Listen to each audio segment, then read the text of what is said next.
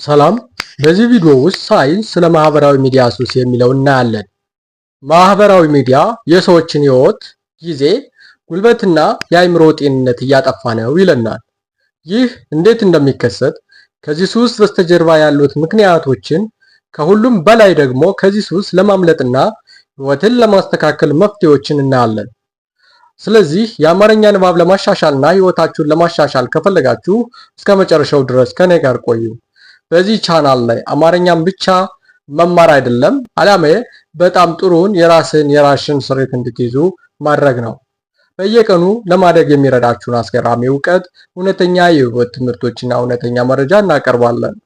ስለዚህ አሁን ሰብስክራይብ አድርጉና በህይወታችሁ ውስጥ ያሉትን ለውጦች ተመልከቱ። በየቀኑ ስንት ጊዜ ስልካችን እንደምንነካ ያውቃሉ? እንደ ጥናቱ መሰረት አንድ ሰው በቀን በአማካይ 2617 ጊዜ ስልኮቻቸውን ይነካሉ ይባላል። ልክ ነው። በየሰከንዱ እጃችን ወደ ስልካችን ይሄዳሉ እንደማለት ነው። እናም በዚህ የበለጠ አስደንጋጭ ነገር አለ። በአማካይ ሰዎች በቀን 7 ሰዓት ስልካቸውን በመነካካት ያሳልፋሉ። አሁን የተለያዩ ሀገሮች እንመልከት እስቲ። አሜሪካ ሰዎች በቀን ከ7 እስከ 8 ሰዓታት በስልካቸው ያሳልፋሉ። ህንድ በየቀኑ 7 ሰዓት ከ30 ደቂቃ በማህበራዊ ሚዲያ ጊዜያቸውን ያሳልፋሉ። ፓኪስታን በቀን ከ7 ሰዓታት በላይ፣ ደቡብ ኮሪያ በየቀኑ ለ8 ሰዓታት። በጣም አስደንጋጭ ነው። አሁን ስለዚህ ጉዳይ አስቡበት። በየቀኑ 7 ሰዓታት በስልካችሁ ላይ የምታባክኑ ከሆነ ህይወታችሁ ላይ ምን ይፈጥራል? ኦኬ፣ ፍላጎታችሁ ይጠፋል። በህልሞቻችሁ ላይ ለመስራት ጊዜ አይኖራችሁም። የስራ ሞራላችሁ ይዳከማል። ስለሆነም ትኩረታችሁ ይከፋፈላል። አእምሯችሁ እየደከመ ነው። ትኩረታችሁም እንዲሁ እየቀነሰ ነው። እስኪ ልጠይቃችሁ፣ ያለ ስልክሽ ለአንድ ሰዓት መኖር ትችላለህ? ለብዙ ሰዎች መልሶ አይደለም ነው። ስልካቸውን ከወሰድክ ይበሳጫሉ፣ ይጨነቃሉ፣ አልፎ ተርፎም ይናደዳሉ። ኦኬ፣ ይህ ጤነኝነት አይደለም። ይህ ሱስ ነው። ሰዎች ስልኮቻቸውን ወደ መታጠቢያ ቤት እንኳን ይወስዳሉ። ነቅተው ጥርሳቸውን ከመቦረሽ በፊት ስልኮቻቸውን ይፈትሻሉ። አኗኗራቸውን፣ ስራቸውን፣ የእረፍት ጊዜያቸውን፣ ፍላጎታቸውን እና የቤተሰብ ጊዜያቸውን ሳይቀር ይረሳሉ። አሁን በጣም አስደንጋጭ እውነት ይውና፣ ሳይንቲስቶች የማህበራዊ ሚዲያ ሱስን ከአደንዛዥ እጽ፣ ከአልኮል መጠጥ፣ ከሲጋራና ከቁማር ጋር ያወዳድራሉ። እና ይህ የኔ አስተያየት ብቻ አይደለም፣ ሳይንስ ይናገራል እንጂ። ልክ የሱሰኛ የሚቀጥለውን ዶዝ እንደሚመኝ ሁሉ የማህበራዊ ሚዲያ ተጠቃሚዎች ቀጣዩን ኖቲፊኬሽን በንቃት ይጠብቃሉ። ልክ አልኮል አንጎልን እንደሚጎዳ ሁሉ ማህበራዊ ሚዲያም የአንጎልን ድንቅ ስርዓት ይለውጣል። ይህ ዙሪት ነው። ስልክን ትከፍታለህ፣ ስክሮል ታደርጋለህ። ለአንድ አፍታ ጥሩ ስሜት ይሰማሃል። ስክሮሉም ይቀጥላል። ስለሆነም ደቂቃዎች ወደ ሰዓታት ይቀየራሉ። በገባህ ጊዜ ግማሽ ቀንህ አልፏል። የማህበራዊ ሚዲያ ሱስ እውነታ ይህ ነው። ጊዜህን መስረቅ፣ ጉልበትህን መስረቅ እና ህይወትህን መስረቅ ነው። ይህም በአንተ ላይ ብቻ እየደረሰ ያለ አይደለም። በዓለም ዙሪያ በሚሊዮን የሚቆጠሩ ሰዎች በማህበራዊ ሚዲያ ሱስ ተጠቂ ናቸው። ታዋቂ ሰዎች፣ ቢሊዮነሮች እና ስኬታማ ሰዎች እንኳ ይህ ጉዳይ አጋጥሟቸዋል።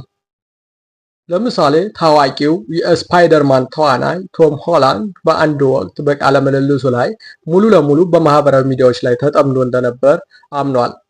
የሆነ ነገር ፖስቱ ባደረግ ቁጥር ምን ያህል ላይክ እና ኮሜንት እንዳገኘሁ ለማየት ስልኬን ደጋግሜ ፈትሽ ነበር ብሏል።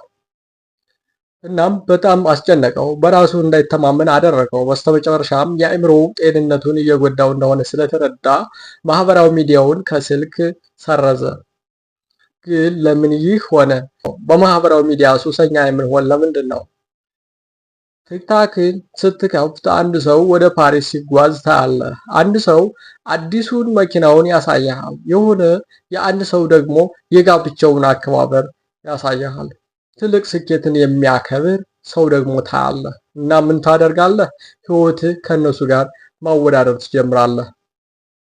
ለምን ወደ ውጭ አልሄድኩም? ለምን አዲስ መኪና የለኝም? ትዳሬ ለምን አልሰመረም? ብሎም ለምን እስካሁን አልተሳካልኝም? ይህም ንጽጽር ስለ ራስህ ህይወት መጥፎ ስሜት እንዲሰማ ያደርጋል። እውነታው ግን እዚህ ጋር ነው። ማህበራዊ ሚዲያ የውሸት ነው። ሰዎች የሚያሳዩት ውጣ ውረዳቸውን ሳይሆን ምርጥ ጊዜያቸውን ብቻ ነው። ሁሉም ነገር የተሻለ ሆኖ እንዲታይ ፊልተሮችን ይጠቀማሉ። ታዋቂ ሰዎችም እንኳ ፎቶዎቻቸውን ይበልጥ ማራኪ ለመምሰል ኤዲት ያደርጋሉ። አእምሮ ግን ይህን አይረዳም። አእምሮ የሚያየውን ያምናል። ለዛ ነው ህይወትህ በቂ እንዳልሆነ የሚሰማህ። ስለሆነም መጥፎ ስሜት ሲሰማ ምን ታደርጋለህ? የበለጠ ስክሮል፣ ተጨማሪ መዝናኛን፣ ተጨማሪ ትኩረትን የሚበታትን መፈለጉን ትቀጥልበታለህ። ስለሆነም ትክክለኛው ችግር የሚጀምረው እዚህ ጋር ነው። የዶፓሚን ሱስ እስኪ ልጠይቅህ፣ ሳሰለች የ30 ደቂቃ አስተማሪ ቪዲዮ ማየት ትችላለህ? ብዙ ሰዎች አይችሉም፣ ግን እያንዳንዳቸው 1 ደቂቃ የሚረዝሙ 30 አጫጭር ቪዲዮዎችን በቀላሉ ማየት ይችላሉ። ለምን? በዶፓሚን ምክንያት። ዶፓሚን በአእምሮ ውስጥ ጥሩ ስሜት እንዲሰማሽ የሚያደርግ ኬሚካል ነው። የሚለቀቀውም በሚከተሉት ጊዜያት ነው። የምትወደውን ምግብ ስትበላ፣ የሆነ ነገር ስታሳካ፣ በፖስተው ቪዲዮ ላይ ብዙ ላይክ ስታገኝ ነው ዶፓሚን የሚለቀቀው። ማህበራዊ ሚዲያም ይህንን ስራ ጠልፎታል ወይም ደግሞ ሀክ አድርጎታል። አንድ ኖቲፊኬሽን ዶፓሚን ይጨምራል። አንድ አዲስ ላይክም ዶፓሚንን ይጨምራል። አንድ አዲስ ኮሜንት ደግሞ እንዲሁ ዶፓሚንን ይጨምራል። ስክሮል ባደረግ ቁጥር አእምሮ ትንሽ ዶፓሚን ያገኛል። ስለሆነም ልክ የሱሰኛ ጥሩ ስሜት እንዲሰማው ብዙ እጾችን እንደሚያስፈልገው ሁሉ ሶሻል ሚዲያ ተጠቃሚውም ብዙ ስክሮል፣ ተጨማሪ ቪዲዮዎች፣ ተጨማሪ ላይኮችን ይፈልጋል። ጥናቶች እንደሚያሳዩት ማህበራዊ ሚዲያ እንደ ቁማር ሱስ እንዲይዝ ተደርጎ የተሰራ ነው። የሞባይልህን ስክሪን ወደ ታች ስትጎትት አእምሮ ልክ እንደ ቁማርተኛ የቁማር ማሽን ሌቨር እንደሚጎትት ምላሽ ይሰጣል። ስለሆነም ቀጥሎ ምን እንደሚመጣ እናውቅምና ስክሮል ማድረግ ለማቆም ይከብደናል። እስኪ ይህን አስቡ። ለምን የማንበብ ሱስ አልያዘንም? ለምን ለአካል ብቃት እንቅስቃሴ ሱሰኛ አልሆንም? ለምንድን ነው ለጥሩ ነገር ሱሰኛ አልሆን ነው? ለምንድን ነው ለጥሩ ነገር ሱሰኛ አልሆን ነው? ምክንያቱም እነዚህ ነገሮች ዘገምተኛ ለውጦች ናቸው። ዛሬ ካጠናህ ዛሬውኑ ፈጣን ስኬት አታይም። ዛሬ የአካል ብቃት እንቅስቃሴ ካደረግ ወዲያውኑ ሲክስ ፓክ አታይም። ግን ማህበራዊ ሚዲያ ፈጣን ደስታ፣ ፈጣን መዝናኛ፣ ፈጣን ዶፓሚን ወዲያውኑ ያስገኛል።